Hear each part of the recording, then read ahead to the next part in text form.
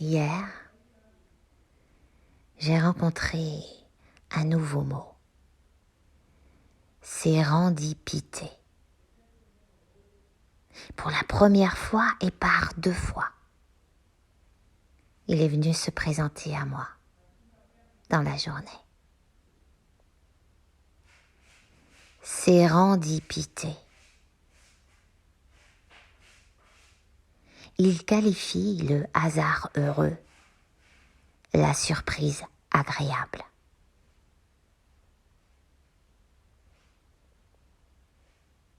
La première personne qui m'a offert ce mot dans mon esprit, qui l'a fait naître alors qu'il était déjà né, avait fait un post demandant à qui veut bien lui répondre, jouer avec elle. Les prénoms ont une histoire. Quelle est la vôtre ?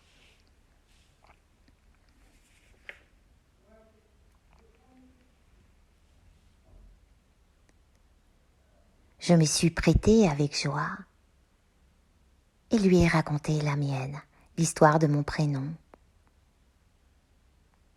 qui vient en fait d'une erreur de compréhension de la sage-femme ou de diction de ma maman. Et quoi qu'il en soit, le Salina, S-A-L-I-N-A, s'est transformé en Célina.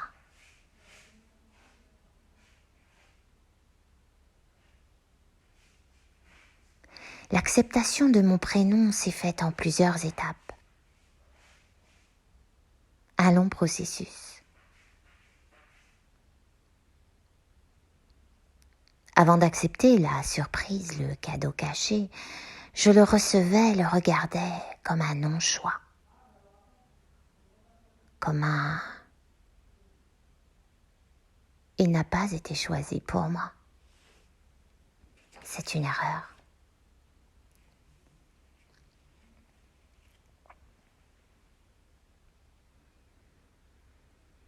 Depuis toute petite, à l'évocation de mon prénom, j'entendais régulièrement Célina, que c'est joli, original, pas commun.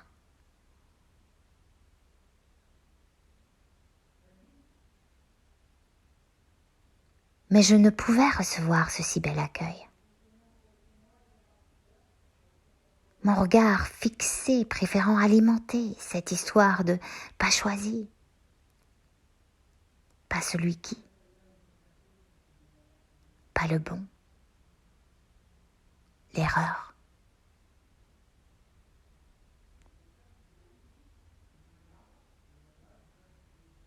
Tu connais certainement, tu vois, ce même mouvement humain d'aveugle, de nos points aveugles qui, lorsque nous sommes persuadés, par exemple, on est moche, trop gros, trop petit, trop con, pas assez cultivé, pas assez matheux, pas assez artistique, pas assez.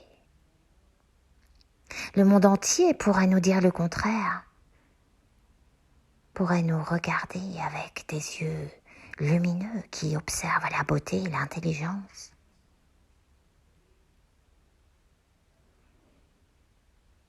Que nous ne pourrions le voir. On aurait beau nous dire que tu es beau, que tu es intelligent, mon Dieu, là, c'est merveilleux ce que tu viens de faire, que on ne pourrait pas l'entendre.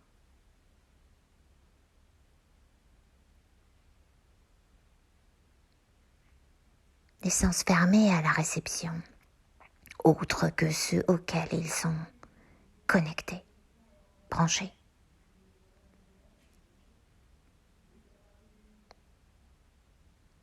Pas choisi, moche, pas doué, pas la main verte, pas artistique, pas communicant, pas aimable, etc., etc. Choisissez votre programme.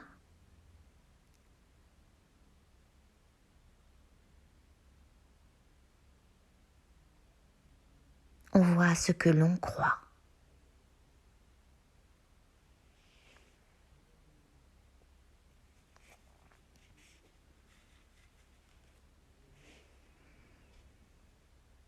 Et puis il y a les élans.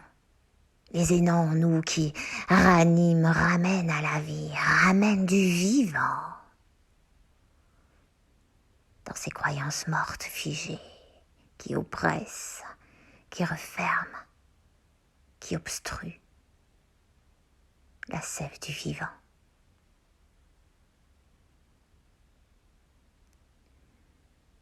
Cet élan chez moi, c'est les mots. J'aime les mots. Depuis longtemps, j'aime chercher leur étymologie. Le langage des oiseaux, la symbolique. J'aime chercher d'où ils viennent. C'est cohérent avec cette histoire de d'où vient ce prénom. J'aime chercher les mots d'où ils viennent.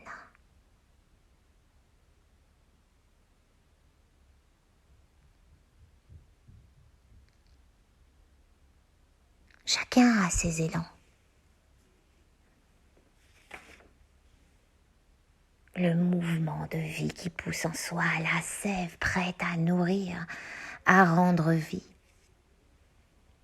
à grandir, à agrandir.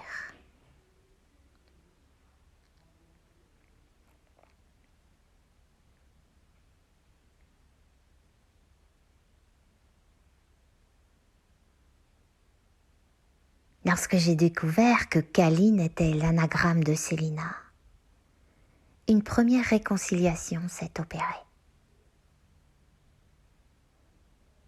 Mon prénom devenait accueillant, doux, aimant.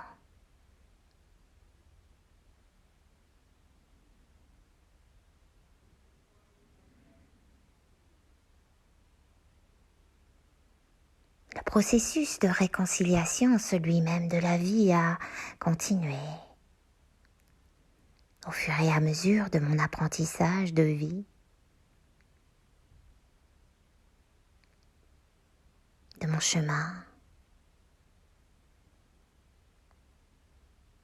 j'ai découvert des petits cailloux comme ceux du petit Pousset qu'il avait laissés pour retrouver son chemin.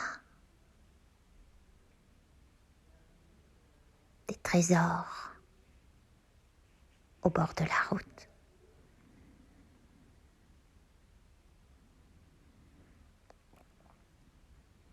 Le hasard est la forme que prend Dieu pour passer incognito.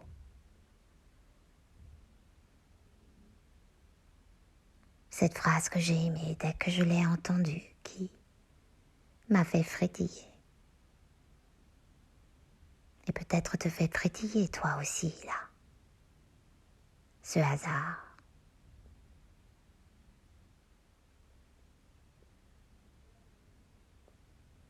Et puis l'histoire de la découverte de la tarte à thym. Eh oui, c'était une erreur. Une délicieuse erreur.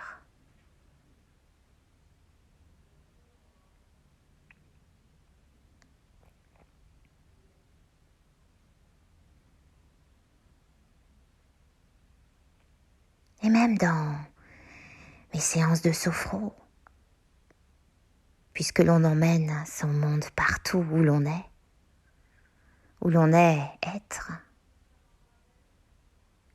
où l'on est naître.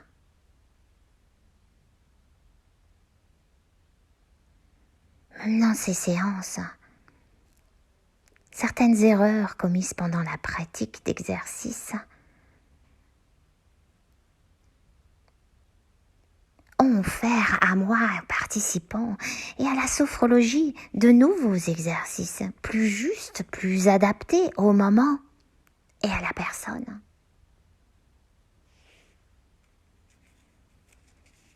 Je pense là, ce moment, un moment particulier justement, où cette personne était plutôt timide, en retrait dans le groupe. Et je montre l'exercice, nous commençons à pratiquer, je ferme les yeux pour également rentrer dans mon intériorité. Et lorsque je les rouvre, je vois qu'elle a fait l'exercice à l'envers. Je le teste sur moi et dans mon corps, je trouve ça vraiment très sympa. Son erreur est très agréable, son erreur semble totalement juste. Alors une fois que la première pratique est terminée, je propose à ceux qui avaient fait l'exercice tel que je l'avais présenté, enseigné, tel que Caicedo nous l'avait présenté, enseigné. Je propose au groupe de faire l'exercice à l'envers, comme cette personne avait fait, et j'invite celle qui l'avait fait autrement à le faire comme j'avais proposé en premier lieu. Et puis à la dernière pratique, eh bien, j'ai proposé à chacun de choisir le mouvement qui avait été le plus agréable pour son corps, le plus juste pour lui. Et la plupart ont choisi le nouvel exercice, l'erreur.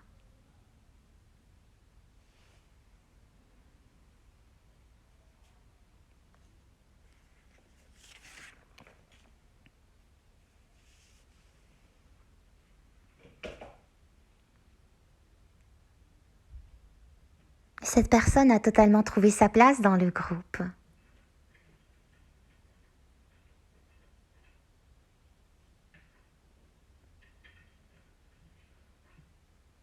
Son comportement s'est modifié petit à petit.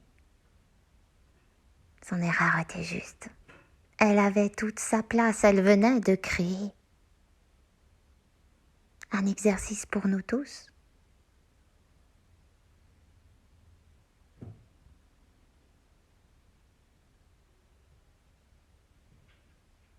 La sophrologie, science vivante, continue à grandir, à s'épanouir. Des êtres qui la pratiquent.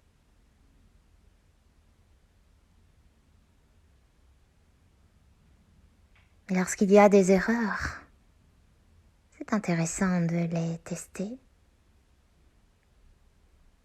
L'erreur peut être juste. L'erreur peut être créative.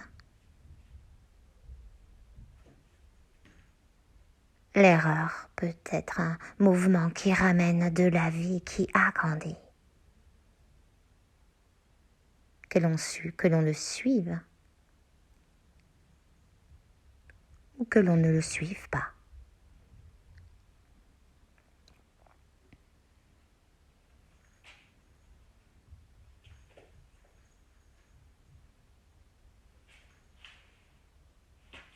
Lorsque cette femme, j'en profite pour remercier à nouveau là maintenant, m'a fait découvrir le mot sérendipité. Sérendipité, oui, c'est bien ça. J'ai encore du mal à l'exprimer. Sérendipité.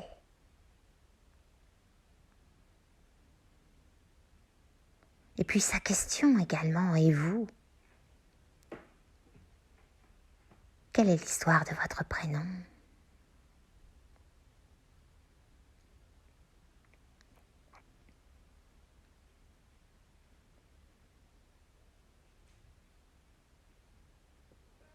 C'est comme si elle avait initié en moi un mouvement de me ramener à mon centre.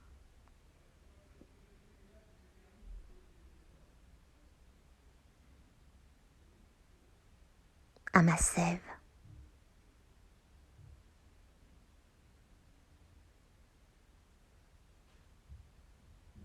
À une énergie racine de mon être.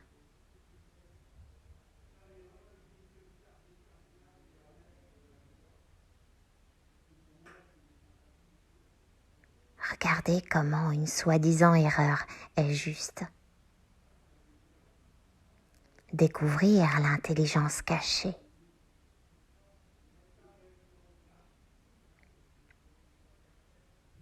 Le joyeux salvateur inattendu.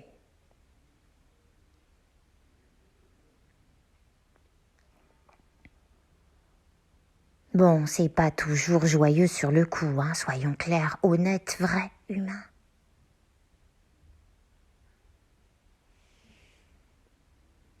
C'est un processus, un mouvement, comme le temps des saisons pour permettre de pousser, le temps de ses propres saisons.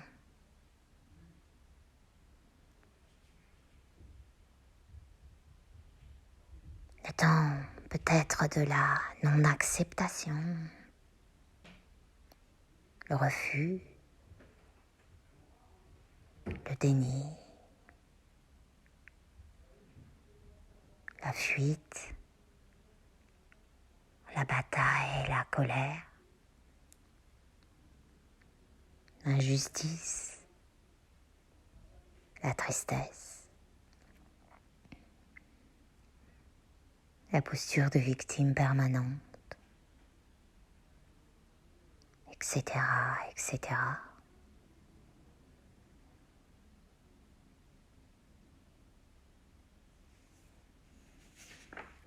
Le temps que d'autres espaces se libèrent, le temps que l'espace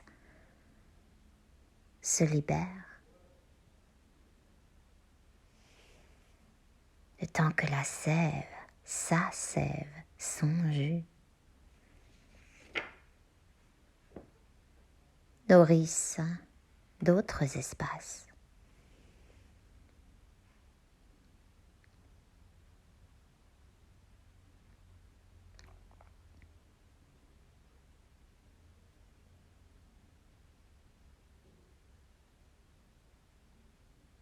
Ça me fait penser à l'art du kintsugi.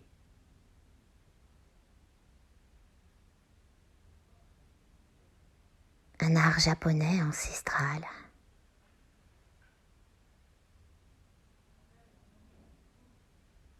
Qui consiste à recoller, réparer des porcelaines cassées avec de l'or.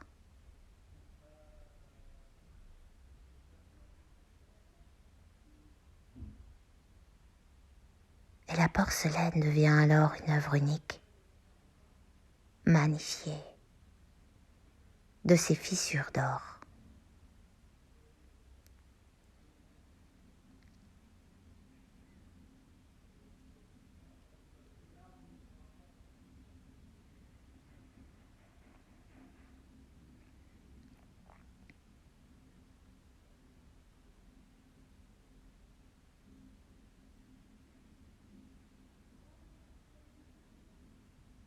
Et si nous ouvrions notre regard, notre esprit,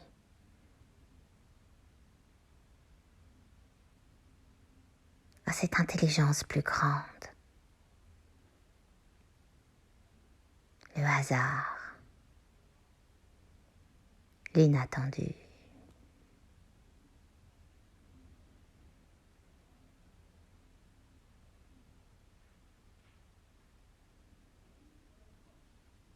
nos fissures,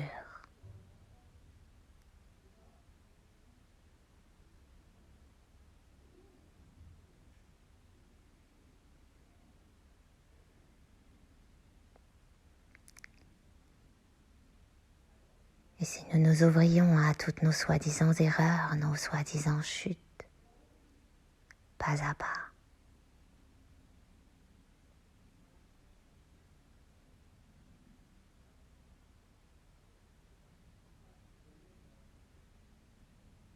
et que l'or enfin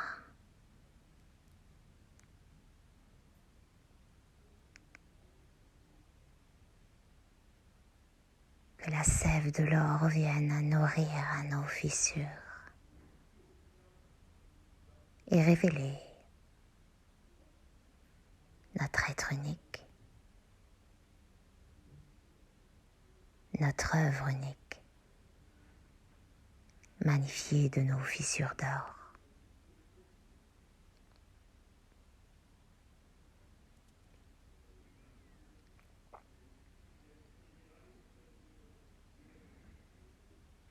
Et toi,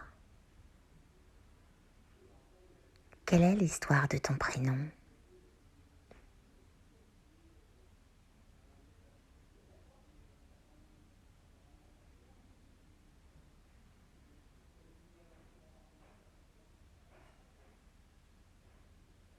Et toi, quels sont tes petits cailloux à toi que tu t'es laissé sur ton chemin dans l'intelligence inconsciente de ta vie, dans cette grandeur,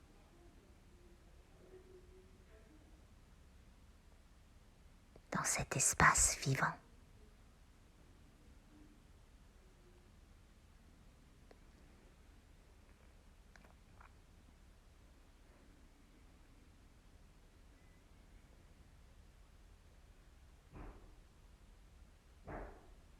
La joie des mots,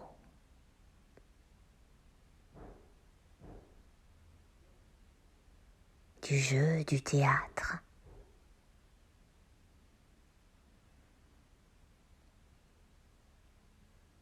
quels que soient tes arts, la danse, les maths, l'artisanat, la mosaïque, la photo, la cuisine, les plantes, les animaux,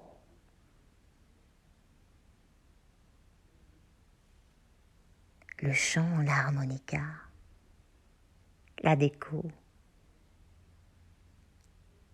peu importe la forme.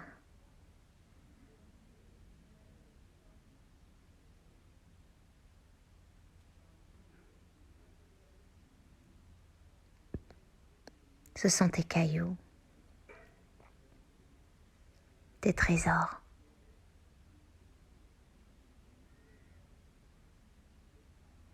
Là où ça pousse pour toi.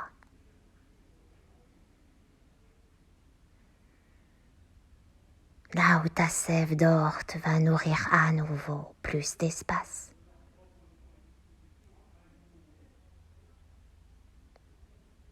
T'offrir à grandir.